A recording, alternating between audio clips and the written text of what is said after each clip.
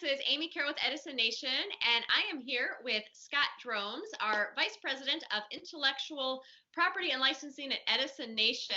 And I actually invited Scott here because I wanted to have a conversation with him about timing.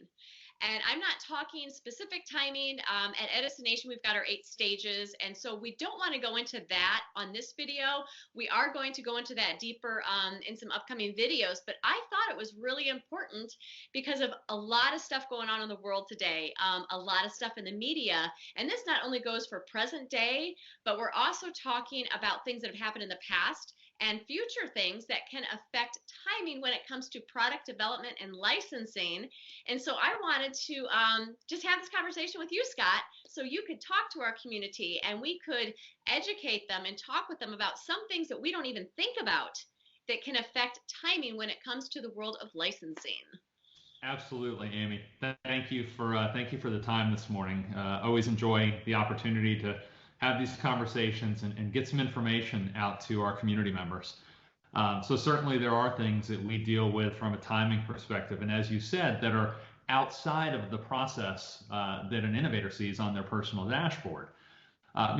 These could be anything ranging from dealing with international holidays, such as Chinese New Year, dealing with weather circumstances. I've had issues in my personal past working with different factories where monsoon season has come around, and that's impacted facilities that were involved with flooding situations, factory fires. When you think of the shipping industry, I've had goods in the past that were on a vessel that was actually kidnapped and held for ransom at sea type situation. So, those types of things happen. It's really interesting when you think about it. And, certain things, again, are outside of our control. Certain things we know are happening every year. Chinese New Year, for example. That's officially a 7-day period, federal holiday for China. But the reality is that really typically is anywhere from a 2 to a 4 week impact on the business cycle. And what happens, just to give a scope of how large that is, that is the big holiday in China, Chinese New Year, their Spring Festival, as they also call it, and everything shuts down.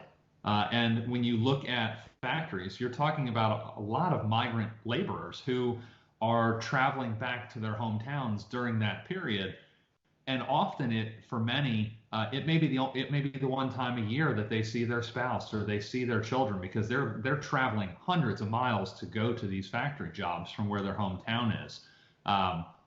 So typically the week before the official holiday, which this year, the Chinese New Year, the first day of the new year was on January 25th, what you see is factory workers begin to leave the facilities to work their way back to their hometowns. And about 2 weeks prior to the actual holiday, a lot of your factories start to slow and halt actual production in preparation.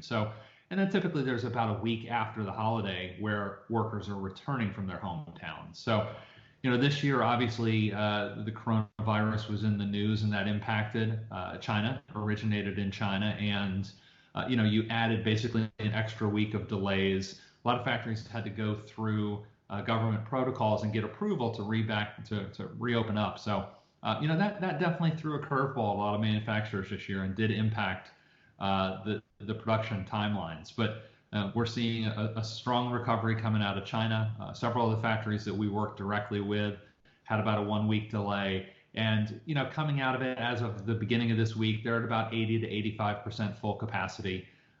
Started out when they came back with really focusing on packaging and getting products out, and then have really ramped up production over the last week. So those are the types of things that we're used to seeing.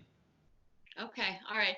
Excellent. So when it comes to licensing, with what, other people do on their own and what we do at Edison Nation, part of that process sometimes is getting those quotes and stuff from Exactly. the factories and things like that. So tell me, how would this affect that? They seem kind of unrelated, but they are not. No, they're definitely not. I mean, it definitely impacts us from a licensing standpoint as well. This, as you talk about getting quotes, that delays kind of the decision-making process for manufacturers and retailers who may be on the fence about, hey, we like this innovation, but we really need to understand all the financial ramifications of the development of it.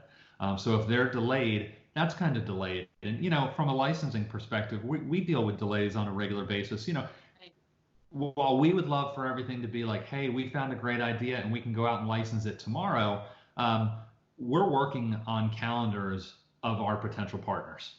Right. And by that, I mean, when you look at the manufacturing world, you've got individuals and companies who are working with retailers who are going to have line reviews. And a lot of the decision-making process is driven by that line review calendar. Right. While a lot of companies would love to look at innovations every day, they have scheduled periods in which that they're able to look at new products based upon the category and when that category is going to be up for consideration by their distribution partner. So, I think that's an important thing that we work with and deal with on the licensing side that is great information for independent innovators in general that are pursuing their own path forward. Often you're going to be wanting things to come today. I want that deal to be done quickly. I want to get it done. I'm ready to commercialize this.